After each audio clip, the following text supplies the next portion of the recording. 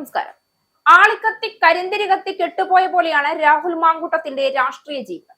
തീപ്പൊരി പ്രസംഗങ്ങളിലൂടെയും വാക്ചാതുരിയിലൂടെയും ചോദ്യം ഉന്നയിക്കുന്ന, നിയമസഭയെ പിടിച്ചുകുലുക്കുന്ന പ്രസ്താവനകളിലൂടെയും കുറഞ്ഞ കാലം കൊണ്ട് കേരള രാഷ്ട്രീയത്തിൽ ജ്വലിച്ചു നിന്ന സമയത്താണ് രാഹുലിന്റെ പേരിൽ നിരവധി സ്ത്രീ പീഡന പരാതികൾ ഉയർന്നതും രാഹുലിനെ രാഷ്ട്രീയ കേരളത്തെ പിടിച്ചുലച്ചുകൊണ്ട് അറസ്റ്റ് ചെയ്യുന്നത്.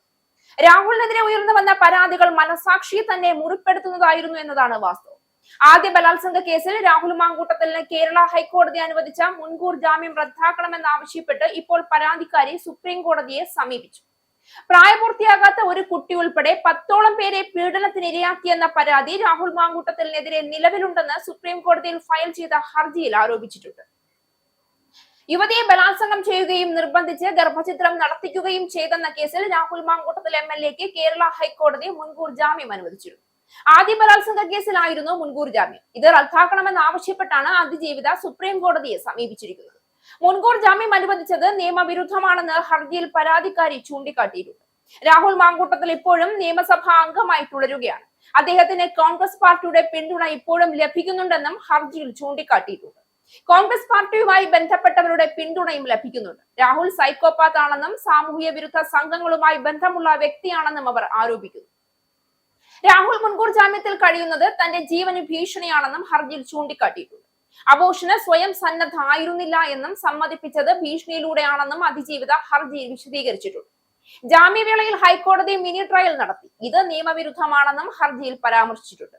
ഹൈക്കോടതി വിധിയിലെ ചില പരാമർശങ്ങൾ മരവിപ്പിക്കണമെന്ന് അതിജീവിത ഹർജിയിൽ ആവശ്യപ്പെട്ടിട്ടുണ്ട്.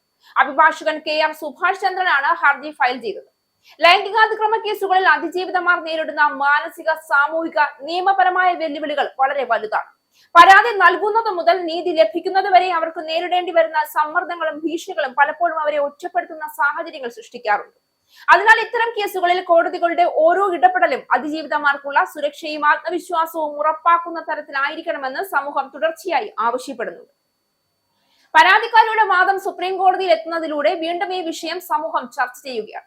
ഇത്തരത്തിലുള്ള കേസുകൾ ഒരു വ്യക്തിയെ മാത്രം സംബന്ധിക്കുന്ന നിയമപരമായ തർക്കമല്ല, മറിച്ച് സ്ത്രീ സുരക്ഷയും നീതിന്യായ സംവിധാനത്തിലെ വിശ്വാസ്യതയും ഉൾക്കൊള്ളുന്ന വലിയ സാമൂഹ്യ ചർച്ചകളുടെ ഭാഗമാണ്.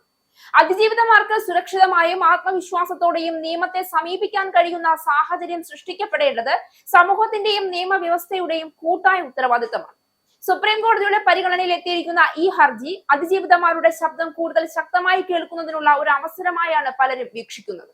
നീതിന്യായ സംവിധാനത്തിന്റെ അന്തിമ ലക്ഷ്യം കുറ്റക്കാരെ ശിക്ഷിക്കുന്നതിൽ ഒതുങ്ങുന്നില്ല, മറിച്ച് പീഡനം നേരിട്ടവർക്ക്, അത് സ്ത്രീ ആയാലും ഇനി പുരുഷനായാലും, നീതിയും മാന്യതയും പുനഃസ്ഥാപിക്കുന്നതാണ്. അതിജീവിതമാരുടെ അനുഭവങ്ങളെ ആദരിക്കുകയും അവരുടെ സുരക്ഷയും അവകാശങ്ങളും ഉറപ്പാക്കുകയും ചെയ്യുന്ന രീതിയിലാണ് ഓരോ നിയമ നടപടിയും മുന്നോട്ട് പോകേണ്ടത്. അതുവഴി മാത്രമേ സമൂഹത്തിൽ നീതിയിലുള്ള വിശ്വാസം ശക്തിപ്പെടുകയും ഭാവിയിൽ ഇത്തരം അതിക്രമങ്ങൾക്കെതിരെ ശക്തമായ പ്രതിരോധം സൃഷ്ടിക്കപ്പെടുകയും ചെയ്യൂ.